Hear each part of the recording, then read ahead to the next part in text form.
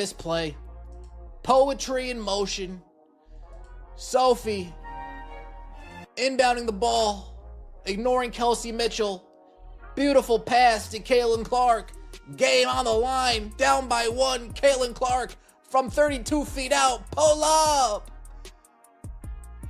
Bang! That sequence right there is pure poetry in motion, but the aftermath is anything but beautiful. Sophie Cunningham fields the inbound, completely bypasses Kelsey Mitchell, and delivers a perfect strike to Caitlin Clark, who pulls up from 32 foot out to sink a massive transition three-pointer down by one.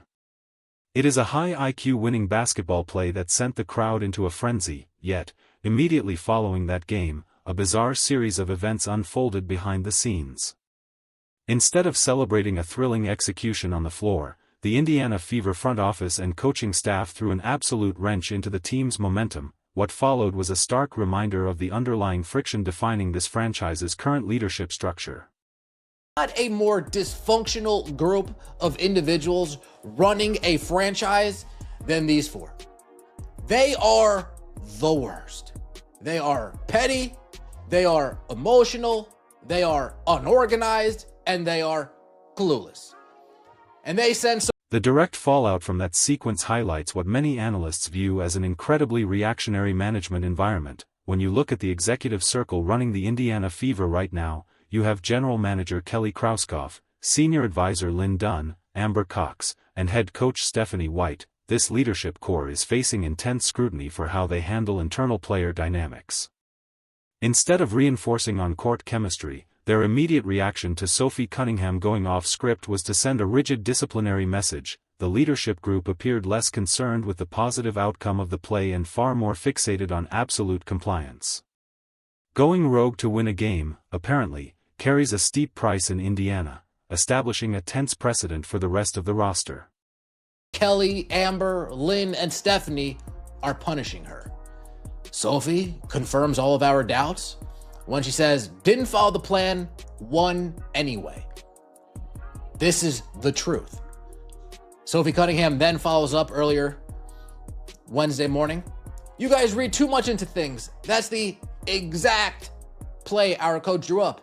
The public damage control started almost immediately on Wednesday morning, when Sophie Cunningham took to social media to downplay the growing narrative, claiming the play was exactly what the coach drew up, but the internet wasn't buying it. Fans immediately began joking online, telling her to blink twice if she needed rescue from the front office. Remember this specific detail, because the timeline becomes crucial over the next 24 hours, when a veteran player has to issue a highly formalized statement defending a baseline basketball decision. It signals that the internal pressure is real. The organization's attempt to smooth over the cracks only exposed how carefully monitored these athletes are when they step outside the corporate playbook. Script, or just like that, you'll find yourself on an injury report. Just like that, you'll find yourself questionable. And if our doctors that we pay, they say, oh, see, she's not good to go today. Oopsie, guess you're not good to go today. If the doctors that we cut the check for say, hey, she ain't good to go, that. And right on cue, the exact leverage the front office holds over its roster became blindingly obvious. Suddenly, the official injury report drops, and Sophie Cunningham is listed as questionable with right elbow tendinitis. The sudden timing of this physical ailment raises massive red flags across the league. This is how control is maintained in professional sports when an organization wants to assert its authority without looking overtly vindictive. You don't bench a player for hitting a winning pass, you let the medical staff handle the optics. By using the injury report as a buffer, management sends a loud, unmistakable signal to the entire locker room: follow the established protocol, or your minutes will vanish under the guise of medical precaution. Humiliation. Oh, you hate to see it. A humiliation ritual for Sophie Cunningham. CDS, go rogue, win game, end up on injury report. Beatings will continue until morale improves. Folks, I hate to break it to you. It's all conspiracies around the Indiana Fever. These are just the facts. This is just the truth. This organization is just that bad at. This entire situation plays out like a rigid disciplinary ritual designed to enforce absolute compliance across the board. The sequence is completely predictable. a player takes initiative, wins the game, and immediately finds themselves sidelined on the next injury report. It reflects an organization that is remarkably clumsy at hiding its internal political machinations. When management operates with this level of administrative pettiness, it compromises the team's ceiling on the floor. Forcing professional athletes to second-guess their natural instincts during high-pressure moments is a recipe for operational disaster. The Fever aren't just battling their opponents on a nightly basis. The players are actively navigating an internal minefield laid by their own front office. Status report for tomorrow's game versus Chicago. Caitlin Clark, probable with the back. Sophie Cunningham, questionable right elbow. Stephanie White, coaching, questionable at best. Yep. Meanwhile, in an Indiana cornfield, the night the elbow injury happened. Oh, yeah. Hey, take him to the cornfield. Leave the gun, take the cannolis. You hate to see it. Oh, the elbow she threw. The dysfunction deepens when you examine the full injury report released for the upcoming matchup against the Chicago Sky. Caitlin Clark is listed as probable with a lower back injury. Sophie Cunningham remains questionable with that sudden right elbow issue.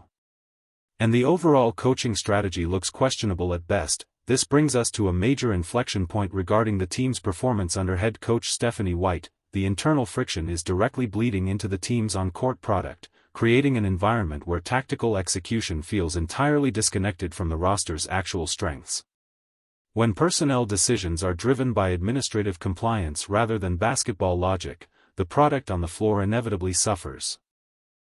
People aren't interested in paying to watch your Connecticut Sun-style offense that is ranked 9th in offensive rating. The market yells. 9th in offensive rating.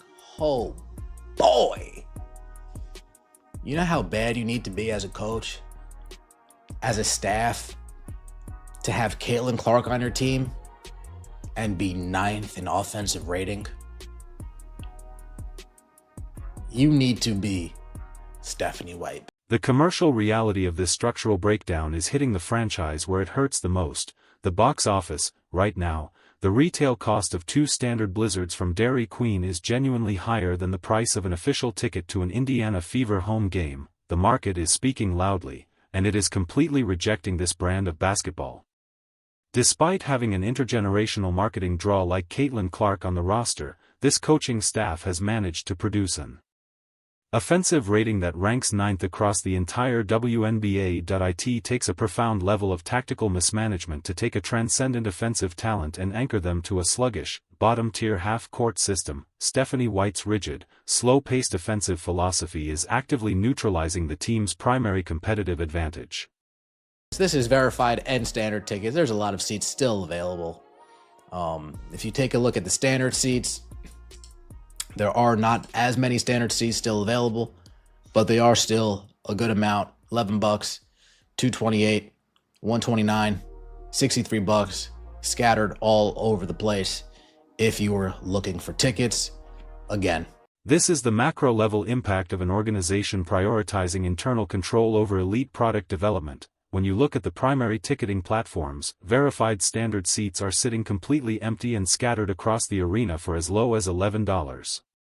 Fans are flatly refusing to spend their hard-earned money to watch a restrictive, low-tempo system that suffocates dynamic play. The business side of sports always acts as the ultimate truth teller. You can try to control the media narrative, force your players to publish coordinated statements, and use the injury report to discipline roster independence, but you cannot force the consumer to buy an inferior product. The fans see the corporate heavy-handedness. They see the uninspired offensive rating, and they are choosing to keep their money in their pockets. The broader implications for the Indiana Fever moving forward are incredibly severe if this administrative philosophy remains unchanged. When an organization establishes a culture where tactical conformity is valued over winning instincts, elite talent will eventually look for an exit strategy. Players notice how their peers are treated, and no top-tier competitor wants to spend their prime years in a system that punishes real-time basketball creativity. This situation forces a massive structural question regarding the true priorities of the Fever's leadership. Is the goal of this front office to build a progressive, fast-paced contender around the unique talents of Caitlin Clark? Or is it to maintain an outdated corporate hierarchy at all costs? the current data points all suggest that control is being prioritized over winning, which is a disastrous strategy in the modern era of professional sports. If this franchise wants to salvage its season and protect its long-term business model, a dramatic cultural shift needs to happen from the top down. The executive group must stop managing out of fear and start empowering their athletes to play with freedom, until the coaching staff adjusts its ninth-ranked offense to fit the high-tempo skill sets of its roster. The empty seats at the arena will continue to multiply. So, who do you side with in this organizational divide? Do you back the front office for enforcing strict protocol and coaching structure, or do you stand with the players who are trying to break out of a broken system to win games? You can't have it both ways on this one. Drop your thoughts in the comments section below. Make sure to hit that like button. Subscribe to the channel for more raw sports analysis, and I will see you in the next video.